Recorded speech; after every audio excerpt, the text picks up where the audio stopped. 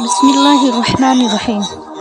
سورہ عنکبوت میں اللہ تعالیٰ نے فرمایا، یا ایھا الذین آمنوا استعینوا بالصبر والصلاۃ ان اللہ مع الصابرین۔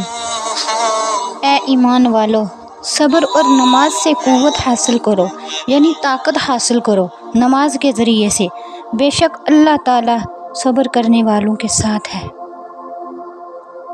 آگے نبی علیہ الصلوۃ والسلام نے فرمایا، لوگو استقامت پر رہو اور تم ایسی حالت پوری طرح شمار نہیں کر سکتے، اور جان لو تمہارے بہترین اعمال میں نماز ہے، یعنی سب سے اچھے اعمال میں سب سے اعلیٰ نماز ہے، اور وضو کی حفاظت نہیں کر سکتا مگر مومن، یعنی جو منافق ہوتا ہے وہ وضو کی حفاظت کبھی نہیں کر سکتا مومن کے علاوہ۔ صرف یہ مومن کی شان ہے کہ وہ اپنے وضو کی حفاظت کرے۔